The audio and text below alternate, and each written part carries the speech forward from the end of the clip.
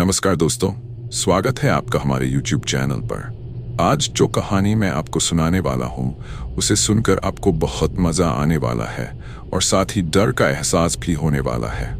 और अगर आप इस चैनल पर पहली बार आए हैं तो चैनल को सब्सक्राइब ज़रूर करें ताकि आप हमारी इस फैमिली का हिस्सा बन सके और आने वाली वीडियोस आप तक आसानी से पहुँच जाएं। तो ज़्यादा समय न लेते हुए जल्दी से अपनी कहानी को शुरू करते हैं। दोस्तों, मेरा नाम राहुल है और मैं दिल्ली का रहने वाला हूँ। मैं एक मिडिल क्लास परिवार से हूँ जहाँ बचपन से ही जिंदगी की छोटी छोटी खुशियों का अलग ही मजा था। गलियाँ हमारे खेलने की जगह थी और दोस्त हमारी असली दुनिया। मेरे सबसे करीबी दोस्तों में से एक है सुधीर।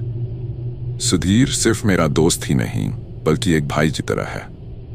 हम दोनों एक ही मोहल्ले में पले बढ़े। बचपन से लेकर आज तक हमारी दोस्ती एक मिसाल रही है।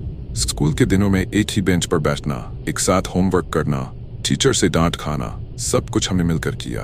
कॉलेज आया तो नए दोस्त बने, नए लोग मिले, मगर सुधीर और मेरी दोस्ती पर कोई फर्क नहीं पड़ा। हम दोनों एक दूसरे के बिना अधूरे से लगते थे। दिल्ली की सड़कों पर घूमना, छोले भटूरे खाना, सीपी और इंडिया गेट की रातों में छुप छुप कर मस्ती करना, ये सब हमारी यादों का एक हिस्सा है। चाहे कोई भी प्रॉब्लम हो, एक दूसरे का साथ देना हमारा पुराना रिवाज था। सुधीर के बिना मेरी जिंदगी सोचना भी मुश्किल था। कुछ सालों बाद हमारी कॉलेज की पढ़ाई खत्म हो जाती है। जिस वक्त हम कॉलेज से निकलते हैं उस समय हमारे पास हजारों सपने होते हैं और उन सपनों को पूरा करने के लिए हम अपनी अपनी जिंदगी में व्यस्त हो जाते हैं। पढ़ाई खत्म होने के कुछ ही समय बाद हम दोनों ने जॉब करना शुरू कर दिया। नई जिम्मेदारियों और करियर की दौड़ में हम पूरी तरह से व्यस्त हो गए, लेकिन हमारी दोस्ती वैसी ही बनी रही। पहले की तरह रोज मिलना अब मुमकिन नहीं था, मगर जब भी हमें थोड़ा भी वक्त मिलता हम उसे भरपूर जीने की कोशिश करते। छुट्टियों का नाम सुनते ही हमारे दिमाग में सबसे पहला ख्याल घूमने का आता। हम दोनों ट्रैवलिंग के शौकीन थे, इसलिए जब भी हमें मौका मिलता हम नई नई जगहों पर घूमने निकल जाते। कभी पहाड़ों की ठंडी हवाओं में खो जाते तो कभी किसी समुद्र तट पर घंटों बैठकर लहरों को देखते रहते। कभी किसी अनजान शहर की गलियों में भटकते तो कभी रात के अंधेरे में किसी वीरान रास्ते पर बाइक दौड़ा आते। हर सफर हमारे लिए एक नई कहानी बन जाता। रास्ते में नए लोग मिलते, अजीबोगरीब घटनाएं होती, कभी कुछ रोमांचक तो कभी कुछ मजेदार। लेकिन एक बात हमेशा रहती, हम दोनों साथ होते और जिंदगी को खुलकर जीते। हमारी दोस्ती वक्त के साथ और गहरी होती चली गई। काम की व्यस्तता के बावजूद हम हमेशा एक दूसरे के लिए वक्त निकालते, क्योंकि हम जानते थे कि जिंदगी की असली खूबसूरती नए अनुभवों में है और ये अनुभव सिर्फ साथ रहने से ही मिलते हैं। कुछ दिन और बीतने के बाद मुझे सुधीर का फोन आया। उसने हमेशा की तरह हाल चाल पूछा, फिर इधर उधर की बातें करने लगा। थोड़ी देर बाद उसने कहा, यार राहुल, काफी वक्त हो गया कहीं घूमे हुए, क्यों न इस बार किसी अच्छी जगह चलें घूमने। उसकी बात सुनकर मैंने भी हामी भर दी और कहा, बात तो तू सही बोल रहा है यार, लेकिन आजकल काम का थोड़ा ज्यादा लोड है। कुछ दिन रुक, फिर चलते हैं। मेरी बात सुनकर सुधीर ने गहरी सांस ली और बोला, देख भाई, हमारी जिंदगी खत्म हो जाएगी लेकिन ये काम पूरी उम्र खत्म नहीं होंगे। अगर हम हर बार यही सोचते रहे तो कभी घूम ही नहीं पाएंगे। इस बार काम को साइड में रख और कुछ दिन की छुट्टी ले ले। मैं भी लेता हूँ और हम किसी अच्छी जगह चलते हैं। उसकी ये बात सुनकर मैं भी सोच में पड़ गया। कहीं न कहीं वो सही कह रहा था। मैंने भी तय कर लिया कि इस बार मना नहीं करूंगा। मैंने कहा, ठीक है चलते हैं, लेकिन कहाँ जाना है? मेरी बात सुनकर सुधीर हंसते हुए बोला, तू ही जगह चुन ले। मैं हल्का मुस्कुराया और बोला, हर बार तू ही जगह डिसाइड करता है, इस बार भी तेरा ही प्लान चलेगा। जहाँ तू बोलेगा वहीं चलेंगे। मेरी बात सुनकर सुधीर ने कहा, कोई बात नहीं राहुल, मैं तुझे 1-2 दिन में बता दूंगा, फिर निकलते हैं। कुछ दिन बाद 1-2 दिन बीत गए, लेकिन सुधीर का कोई फोन नहीं आया। मैंने सोचा कि शायद वह भूल गया होगा या फिर कहीं व्यस्त होगा, लेकिन फिर तीसरे दिन अचानक उसका फोन आ गया। इस बार उसकी आवाज में एक अजीब सा जोश था। फिर उसने मुझसे कहा, राहुल, मैंने एक जगह सोच ली है, मजा आने वाला है। मैंने उत्सुकता से पूछा, अच्छा कहाँ जाना है? सुधीर ने जवाब दिया, उत्तराखंड के एक हिल स्टेशन। मैंने कहा, कौन सा? मेरे सवाल पर सुधीर हल्का सा हंसा और कहा, अभी सब कुछ बता दूंगा तो सफर का मजा कैसे आएगा? वहां चलकर सब पता चलेगा। मुझे उसकी बात कुछ अजीब लगी। आखिर वह जगह का नाम क्यों छिपा रहा था? क्या वह कोई सरप्राइज देना चाहता था, या फिर इस ट्रिप में कुछ ऐसा था जो वह अभी बताना नहीं चाहता? खैर, मैंने ज्यादा नहीं सोचा और जाने की तैयारी शुरू कर दी। लेकिन हमें इस बात का जरा भी अंदाजा नहीं था कि जिस ट्रिप की हम इतनी खुशी मना रहे थे वह हमारी जिंदगी को हमेशा के लिए बदलने वाली थी। वो खौफनाक मंजर जो हमने वहां देखा, आज भी जब मेरी आंखों के सामने आता है तो मेरी रूह कांप उठती है। वो वक्त सर्दियों का था। ठंडी हवा चेहरे को हल्का सा चीरती हुई निकल रही थी और सड़कों पर धुंध की हल्की परत बिछी हुई थी। हम दोनों ने अपने सफर की तैयारी कर ली थी। हर बार की तरह इस बार भी अपनी गाड़ी लेकर निकल पड़े। इंजन की आवाज और रास्ते का रोमांच हमारे दिलों में एक अजीब सी खुशी जगा रहा था। जैसे जैसे रास्ता आगे बढ़ता गया वैसे वैसे सफर और भी खुशनुमा होता गया। हम दोनों ही बारी बारी से ड्राइव कर रहे थे ताकि सफर आरामदायक बना रहे। सड़क किनारे लगे पेड़ों के झुंड, कभी कभी दिखने वाले दूर दराज के गांव और खुले आसमान में बहती हल्की ठंडी हवा पूरे माहौल को सुरम्य बना रही थी। हमने रात में कई बार गाड़ी रोककर चाय पी, कभी ढाबे पर खाना खाया तो कभी बस यूं ही सड़क किनारे खड़े होकर दूर तक फैले नजारों को निहारते रहे। सफर बिना किसी परेशानी के अच्छा गुजर रहा था। ना कोई बाधा, ना कोई रुकावट। ऐसा लग रहा था जैसे सब कुछ हमारे पक्ष में हो, मानो यह सफर सिर्फ हमारे लिए ही बना हो। लेकिन हमें इस बात का अंदाजा भी नहीं था कि आगे क्या होने वाला है। हम बेफिक्री से सफर कर रहे थे, हंसी मजाक करते, रास्ते के नजारे देखते हुए। लेकिन जिस सड़क पर हम इतने आराम से चल रहे थे वही सड़क हमें धीरे धीरे एक ऐसी जगह की तरफ ले जा रही थी जो हमारे सफर की आखिरी मंजिल बन सकती थी। अब काफी देर तक सफर करने के बाद हम उत्तराखंड पहुंच जाते हैं। लेकिन अभी भी हमें उस हिल स्टेशन तक पहुंचने में 30 से 35 किलोमीटर का सफर तय करना था। लेकिन हम चलते रहते हैं। अब थोड़ी देर बाद बारिश शुरू हो जाती है और देखते ही देखते बारिश काफी तेज हो जाती है। सामने सिर्फ धुंध और टेढ़े मेढ़े पहाड़ी रास्ते थे। गाड़ी के वाइपर लगातार पानी हटा रहे थे, लेकिन आगे का कुछ भी साफ नहीं दिख रहा था। पहियों के नीचे सड़क फिसलन भरी हो चुकी थी और मेरे हाथ स्टीयरिंग पर कसकर जमे हुए थे। रात गहराने लगी और हमारी चिंता भी बढ़ने लगी थी। इतनी तेज बारिश और घनी धुंध में सफर जारी रखना काफी मुश्किल हो रहा था।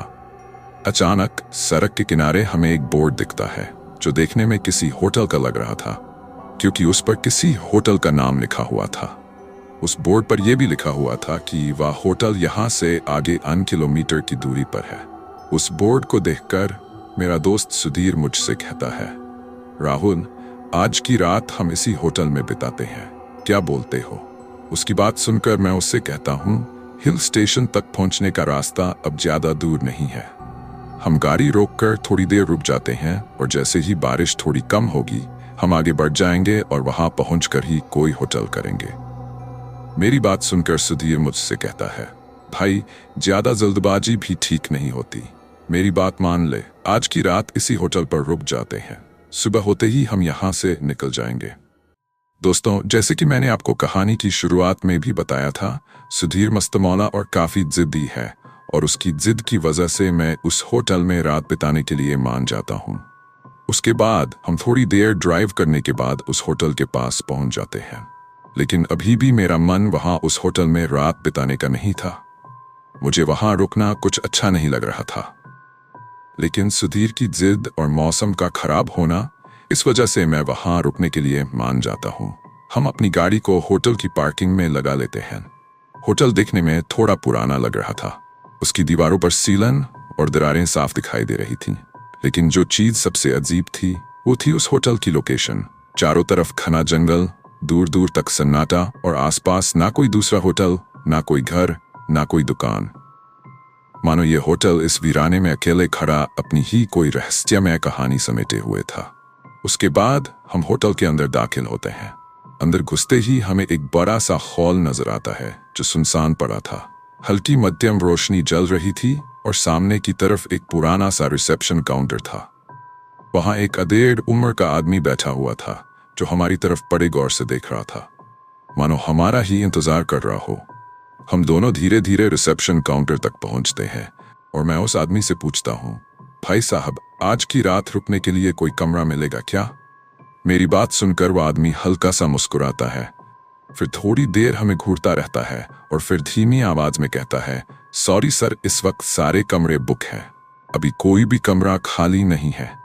उसकी ये बात सुनकर सुधीर झुंझला जाता है और थोड़ा आगे बढ़कर कहता है, भाई साहब, कुछ तो करिए, बस एक रात की ही तो बात है, चाहे तो हमसे डबल पैसे ले लीजिए, लेकिन कोई कमरा दिलवा दीजिए। सुधीर की बात सुनकर वह आदमी कुछ पल के लिए चुप हो जाता है। उसके चेहरे पर एक अजीब सी झिझक दिखाई देती है, मानो वह कुछ सोच रहा हो। फिर थोड़ी देर बाद धीमी आवाज में कहता है, एक कमरा तो है, लेकिन वह कई दिनों से बंद पड़ा है, उसे तैयार करने में थोड़ा वक्त लगेगा, अगर आप इंतजार कर सकते हैं तो। उसकी ये बात सुनकर मैं और सुधीर एक दूसरे की तरफ देखते हैं। मन में हल्का संकोच था, लेकिन बाहर मूसलाधार बारिश हो रही थी और हमारे पास और कोई विकल्प भी नहीं था। कुछ सेकंड सोचने के बाद हम हामी भर देते हैं। करीब 10 से 20 मिनट इंतजार करने के बाद वह आदमी हमारे पास आता है। उसके हाथ में एक पुरानी सी चाबी थी। वह हमें देखकर हल्का सा मुस्कुराता है और फिर चाबी हमारी तरफ बढ़ाते हुए कहता है, लीजिए सर, ये आपके कमरे की चाबी, कमरा तैयार है, कमरा नंबर 203। मैं चाबी पकड़ता हूँ और धीरे से सिर हिलाता हूँ। फिर हम पेमेंट कर देते हैं और धीरे धीरे कमरे की तरफ बढ़ने लगते हैं। कमरा दूसरी मंजिल पर था। होटल का माहौल अजीब सा था। सीढ़ियों पर हर कदम रखने के साथ ही लकड़ी की सीढ़ियां चमरा लगती। दीवारों पर पुरानी तस्वीरें टंगी थीं, जिन पर थोड़ी धूल जमी हुई थी। होटल के अंदर गहरा सन्नाटा था, बस दूर कहीं बारिश की बूंदों की आवाज और हवा की सरसराहट सुनाई दे रही थी। थोड़ी देर बाद हम कमरा नंबर 203 के दरवाजे के सामने खड़े थे। दरवाजा बंद था, लेकिन अंदर से हल्की सी सरसराहट की आवाज आ रही थी, जैसे वहां पहले से कोई मौजूद हो। हम दोनों कुछ सेकंड चुपचाप खड़े रहे। मैंने सुधीर की तरफ देखा और उसने मेरी तरफ, जैसे हम दोनों ने एक ही चीज सुनी हो। ये आवाज कैसी है? मैंने धीमे स्वर में कहा। सुधीर ने हल्का हंसते हुए कहा, अरे यार, बारिश हो रही है, पुराना होटल है, हवा खिड़कियों से टकरा रही होगी, तू भी ना बेवजह डरने लग जाता है। मैंने भी खुद को तसल्ली दी कि शायद बारिश और हवा की वजह से ही यह आवाज आ रही होगी। फिर मैंने आगे बढ़कर दरवाजे में चाबी डाली। चाबी डालते ही दरवाजा खुल गया और जैसे ही दरवाजा खुला, अंदर की ठंडी हवा हमारे चेहरे से टकराई। कमरे में अंधेरा था और हल्की हल्की नमी भरी गंध आ रही थी, जैसे ये कमरा वाकई दिनों से बंद पड़ा हो। उसके बाद मैंने लाइट ऑन की। लाइट जलते ही हमने कमरे को ध्यान से देखा। दीवारों पर पुरानी तस्वीरें टंगी थीं, जिनके रंग कुछ फीके पड़ चुके थे। कमरे की सजावट भले ही पुरानी थी, लेकिन देखने में ठीक लग रही थी। हल्की पीली रोशनी में हर चीज शांत और स्थिर दिख रही थी, मगर न जाने क्यों माहौल में एक अजीब सन्नाटा पसरा था, जैसे इस कमरे ने बरसों से किसी का इंतजार किया हो। उसके बाद हम दोनों ज्यादा ध्यान न देते हुए कमरे को देखते हैं। तभी मेरा दोस्त सुधीर हंसते हुए कहता है, यार, ये होटल वाला कितना लालची निकला। पहले तो कह रहा था कि कमरा नहीं है, और जैसे ही हमने 2 गुने पैसे की बात की, फटाफट कमरा भी मिल गया। मैं मुस्कुराते हुए बोला, भाई, पैसे में बहुत ताकत होती है, अगर पैसा हो तो क्या नहीं मिल सकता। और फिर ये तो बस एक कमरा ही है। हम दोनों कुछ देर बातें करते रहे। सफर लंबा था, इसलिए हमने रास्ते से ही खाना पैक करवा लिया था। थकान महसूस हो रही थी, तो हमने जल्दी जल्दी खाना खाया। खाने के बाद भी कुछ देर बातें होती रहीं। ज्यादा सफर करने के कारण हमें नींद आने लगी थी। उसके बाद मैंने लाइट ऑफ कर दी। कमरे में अंधेरा फैलते ही माहौल थोड़ा भारी लगने लगा, लेकिन सफर की थकान के कारण आंखें जल्दी बंद होने लगी। हम दोनों अपने अपने बिस्तर पर लेट गए, मगर हमें नहीं पता था कि यह रात हमारे लिए सिर्फ एक आम रात नहीं होने वाली थी। उसके बाद हम दोनों सो जाते हैं। कुछ देर सोने के बाद रात के किसी पहर मुझे अपने सीने पर कुछ भारी चीज का एहसास होता है। ऐसा लग रहा था जैसे कोई इंसान मेरे सीने पर आकर बैठ गया हो। शरीर मानो सुन्न पड़ने लगा था। फिर अचानक मुझे महसूस हुआ कि उसने अपने ठंडे बेजान हाथों से मेरा गला जकड़ लिया है। मेरी सांसें रुकने लगीं। घुटन इतनी बढ़ गई कि लगा जैसे मौत मेरे बिल्कुल करीब आ गई हो। मैं हिलने की कोशिश कर रहा था, लेकिन शरीर जैसे जकड़ गया था। मैं पूरी कोशिश करके आंखें खोलता हूँ, लेकिन सामने अंधेरा पसरा हुआ था। घबराकर मैं ऊपर की तरफ जोर से धक्का देता हूँ। ऐसा लग रहा था जैसे अब भी कोई मेरे ऊपर बैठा हो, मगर जैसे ही मैंने पूरी ताकत से धक्का दिया, वह भार थोड़ा हल्का महसूस हुआ और मेरी सांसें लौटने लगीं।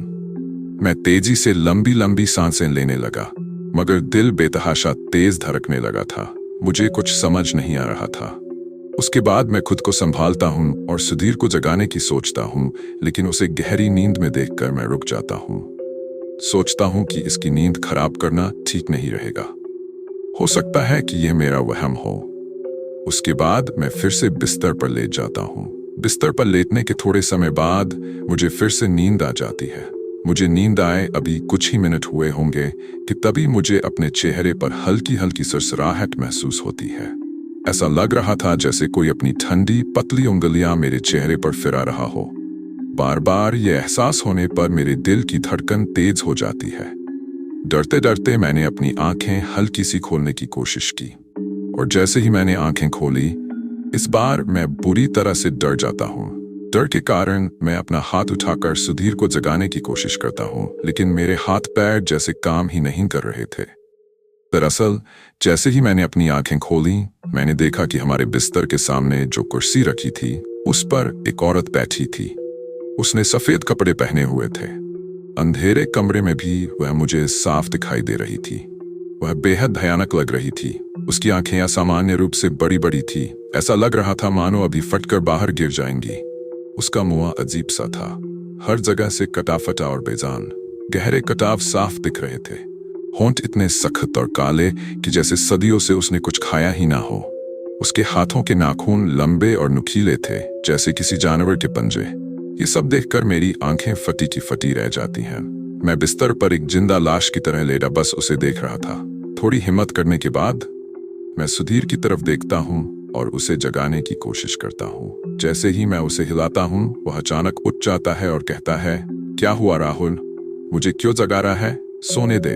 मैं कांपती आवाज में कहता हूँ, भाई, हमारे कमरे में कोई औरत है।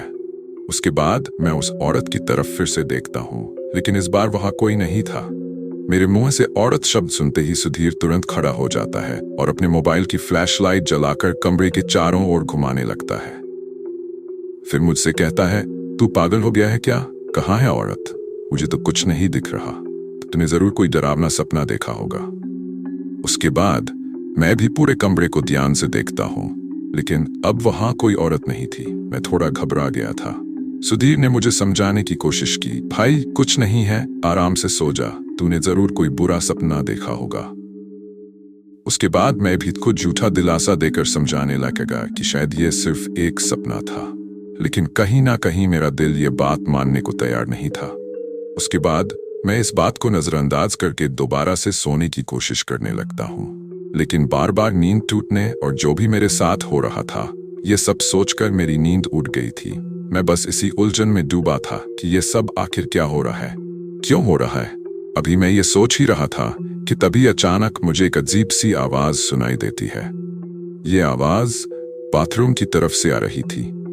ऐसा लग रहा था जैसे किसी ने पानी का नल खोल दिया हो। रात के सन्नाटे में वह आवाज बहुत ही असामान्य लग रही थी। मेरा दिल तेजी से धड़क रहा था। मैंने घड़ी की तरफ देखा तो रात के 2 बज चुके थे। मैं थोड़ी देर तक बिस्तर पर बैठा सोचता रहा, क्या ये मेरा कोई वहम है? लेकिन नहीं, आवाज अब भी आ रही थी, और अब तो ऐसा लगने लगा जैसे पानी की धार और भी तेज हो रही हो। हिम्मत जुटाकर मैं धीरे धीरे उठता हूँ और कमरे की लाइट ऑन करता हूँ। रोशनी फैलते ही कमरे का अंधेरा दूर हो जाता है, लेकिन मेरी बेचैनी अब भी बरकरार थी। मैं बाथरूम की तरफ बढ़ता हूँ। हर कदम के साथ मेरा दिल जोर से धड़कता जा रहा था। बाथरूम का दरवाजा हल्की हल्की सरसराहट के साथ हिल रहा था, जैसे अंदर कोई मौजूद हो। मैंने गहरी सांस ली, हाथ आगे बढ़ाया और झटके से दरवाजा खोल दिया। अंदर का दृश्य देखकर मेरी सांसें कुछ पलों के लिए रुक गई। नल से पानी बह रहा था, बिल्कुल वैसे ही जैसा मैंने सोचा था। लेकिन यहाँ अजीब बात यह थी कि हमने सोने से पहले तो ये नल बंद कर दिया था, तो फिर ये खुद ब खुद कैसे? मैं अपने बिस्तर पर लेट जाता हूँ, लेकिन दिमाग में वही सवाल घूम रहा था, आखिर ये सब हो क्या रहा है? अभी मैं ये सोच ही रहा था कि मुझे फिर से नल से पानी बहने की आवाज दोबारा सुनाई दी, और उस आवाज को सुनकर इस बार मेरा पूरा शरीर सुन्न हो गया था। लेकिन इससे पहले कि मैं कुछ कर पाता, कमरे की लाइट अचानक से ऑफ हो जाती है। अब जैसे ही लाइट चली जाती है, कमरे में गहरा अंधेरा छा जाता है। अब मेरे चारों तरफ गहरा सन्नाटा था, लेकिन बाथरूम से पानी गिरने की आवाज अब भी आ रही थी, बल्कि इस बार वह आवाज और भी तेज हो गई थी। मैंने कांपते हाथों से तकिए के नीचे रखा मोबाइल निकाला और जल्दी से फ्लैशलाइट ऑन की। हल्की रोशनी कमरे के अंधेरे को चीरती हुई आगे बढ़ी। हिम्मत करके मैं फिर से बाथरूम की तरफ बढ़ा और दरवाजे को धीरे से खोला। लेकिन जैसे ही मैंने मोबाइल की रोशनी बाथरूम के अंदर डाली, मेरी आंखें फटी की फटी रह गई और मेरा पूरा शरीर डर के मारे कांपने लगा। दोस्तों, जैसे ही इस बार मैंने बाथरूम का दरवाजा खोला, मैंने देखा नल से पानी नहीं बल्कि गाढ़ा लाल रंग का तरल बह रहा था। ऐसा लग रहा था जैसे नल से खून बह रहा हो। बाथरूम की दीवारों पर भी खून के छींटे थे और इससे भी डरावना। जो मैंने देखा उसे देखकर मेरी रूह कांप जाती है। दोस्तों, मैं देखता हूं कि नल के पास एक आदमी खड़ा है। वो आदमी देखने में काफी खूंखार लग रहा था। उसे देखकर मेरी हालत और भी खराब हो जाती है। इतना भयानक चेहरा मैंने अपनी जिंदगी में पहले कभी नहीं देखा था। मैं देखता हूं कि उस आदमी के सिर पर एक भी बाल नहीं था। उसकी आंखें खून की तरह लाल चमक रही थीं। उसके कान बेहद लंबे थे। उसके बड़े बड़े दांत और नुकीले नाखून देखकर ऐसा लग रहा था जैसे वह अभी अभी किसी का खून पी कर आया हो। उसके मुंह से गाढ़ी चिपचिपी खून की लार टपक रही थी। ये सब नजारा देखकर मेरे पूरे शरीर में पसीना आ जाता है। मेरे हाथ कांपने लगते हैं। मैं खड़ी लाश की तरह उसे देख रहा था। मेरे होश उड़ चुके थे। डर के बावजूद मैंने थोड़ी हिम्मत जुटाई और खुद को पीछे धकेलने की कोशिश की। मैं सुधीर को आवाज देना चाहता था, लेकिन डर के मारे मेरे हलक से आवाज ही नहीं निकल रही थी। किसी तरह मैं दरवाजे से थोड़ा पीछे हटा और जितनी तेजी से हो सका सुधीर के पास पहुंचा। उसके बाद मैं उसे जोर से आवाज देकर जगाता हूं। मेरी आवाज सुनकर वह एकदम से खड़ा हो जाता है और मुझसे कहता है, क्या हुआ राहुल, तू इतना डरा हुआ क्यों है?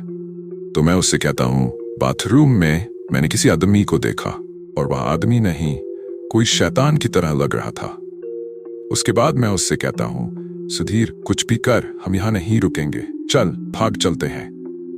मेरी बात सुनकर वह मुझसे कहता है, भाई तू सच में पागल हो गया है। तुझे कभी औरत नजर आती है, कभी आदमी? फिर वह कहता है, अगर तूने सच में कोई आदमी देखा है तो मुझे भी दिखा, जरा मैं भी देखूं। उसकी बात सुनकर मैं बाथरूम की तरफ इशारा करता हूं और उसे कहता हूं, भाई वह बाथरूम में है। मेरी बात सुनकर सुधीर बाथरूम की तरफ चला जाता है। उसे बाथरूम की तरफ जाते देख मैं उसे रोकने की कोशिश करता हूं, लेकिन वह मेरी बात ना मानकर बाथरूम की तरफ चला जाता है।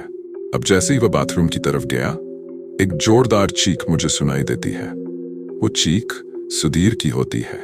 वो चीख सुनकर मैं घबरा जाता हूं और कोशिश करके बाथरूम की तरफ दोबारा बढ़ता हूं। अभी मैंने 1-2 कदम ही बढ़ाए होंगे कि तभी मेरे दोस्त सुधीर की चीख फिर से सुनाई देती है। वह मुझसे कहता है, मुझे बचा ले राहुल, ये मुझे मार डालेंगे। उसकी बात सुनकर मैं थोड़ा और आगे बढ़ता हूं। अब जैसे ही मैं आगे की ओर बढ़ता हूं, मैं देखता हूं कि सुधीर जमीन पर गिरा हुआ है। उसका आधा शरीर बाथरूम के बाहर नजर आ रहा था और वह मुझसे बचाने की गुहार लगा रहा था, लेकिन कोई उसे बाथरूम के अंदर की तरफ खींच रहा था। यह सब देखकर जैसे ही मैं अपने दोस्त को बचाने के लिए बाथरूम की तरफ बढ़ता हूं, तभी अचानक से मुझे किसी के हंसने की आवाज सुनाई देती है। वह आवाज किसी औरत की होती है और वह औरत बिल्कुल मेरे पीछे की तरफ होती है। उसकी आवाज सुनकर मैं एकदम से पीछे की ओर देखता हूं। जैसे ही मैं पीछे की तरफ देखता हूं, मेरी हालत फिर से खराब हो जाती है और मैं फर्श पर गिर जाता हूं। फर्श पर गिरने के बाद मैं काफी ज्यादा चिल्लाने लगता हूं। मैं खुद को बचाने के लिए कभी एक कोने में खुद को घसीटता हूं तो कभी दूसरे कोने में। उसके बाद वह औरत उड़ती हुई मेरे सीने पर आ जाती है। दोस्तों, ये वही औरत होती है जिसको कुछ देर पहले मैंने उस कुर्सी पर बैठे देखा था। अब जैसे ही वो औरत मेरे सीने पर बैठती है, वह अपना मुंह मुझे खाने के लिए खोलती है और फिर जोर से गुर्राने लगती है। इतना भयानक चेहरा देखकर और उस औरत को अपने ऊपर इस तरीके से बैठे देख मैं बेहोश हो जाता हूँ। जब मुझे होश आता है तब तक सुबह हो गई थी होश में आने के बाद जब मैं खुद को देखता हूँ तो मैं बिस्तर पर होता हूँ। उसके बाद जब मैं अपनी नई नज़र बिस्तर के किनारे की ओर करता हूँ तो और भी हैरान रह जाता हूँ। मुझे अपने साथ ही बिस्तर पर सुधीर दिखाई देता है, जो अभी भी सोया हुआ था। ये सब देखकर मुझे कुछ समझ नहीं आ रहा था कि जो भी मेरे साथ हुआ क्या वह सिर्फ एक सपना था। अभी मैं ये सोच ही रहा था कि मेरा दोस्त सुधीर भी जाग जाता है। जागने के बाद वह अपना पूरा शरीर ध्यान से देखने लगता है। उसे ऐसा करते देख मैं उससे पूछता हूँ, सुधीर क्या हुआ, तू क्या देख रहा है? मेरी बात सुनकर वह घबराए हुए लहजे में कहता है, भाई रात को शायद मैंने कोई बुरा सपना देखा। मैंने सपने में खुद को बाथरूम के अंदर घसीटते हुए देखा। उसके बाद किसी अजीब से दिखने वाले आदमी ने मुझे मारने की कोशिश की थी। उसकी बात सुनकर अब मुझे यकीन हो जाता है कि जो भी मैंने रात को देखा था वह कोई सपना नहीं था बल्कि हकीकत थी। इसके बाद मैं अपने साथ जो कुछ भी हुआ सुधीर को बताता हूँ। फिर सुधीर भी मुझे सब कुछ बताता है जो उसके साथ हुआ था। अब हमारे पास बस एक ही रास्ता था, जितनी जल्दी हो सके उस कमरे से निकल जाना। हम फौरन कमरे से बाहर आ जाते हैं और उस आदमी को ढूंढते हैं जो हमें रात को रिसेप्शन पर मिला था। लेकिन जैसे ही हम रिसेप्शन पर पहुंचते हैं वहां हमें उस आदमी की जगह एक औरत दिखाई देती है। वह औरत यही कोई 25 से 30 साल की होगी। मैं उस औरत से पूछता हूँ, यहाँ रात को जो आदमी था वह कहाँ है? मेरी बात सुनकर वह औरत शांत लहजे में कहती है, सर उनकी शिफ्ट तो रात की होती है और सुबह मेरी शिफ्ट होती है। अभी कुछ देर पहले वो जा चुके हैं। इसके बाद औरत मुझसे पूछती है, सर क्या बात है, आप उनके बारे में क्यों पूछ रहे हैं? उसकी बात सुनते ही सुधीर गुस्से में आ जाता है और बोल पड़ता है, कैसा कमरा दिया था तुम लोगों ने? पूरी रात हमें डर के साथ बितानी पड़ी। सुधीर की बात सुनकर वह औरत हैरानी से पूछती है, सर आप किस कमरे की बात कर रहे हैं? तो सुधीर गुस्से में जवाब देता है, कमरा नंबर 203। जैसे ही वह औरत इस कमरे का नाम सुनती है उसके चेहरे का रंग उठ जाता है। फिर वह हमसे कहती है, सर आपको जरूर कोई गलतफहमी हुई होगी, कमरा नंबर 203 नहीं 103 होगा।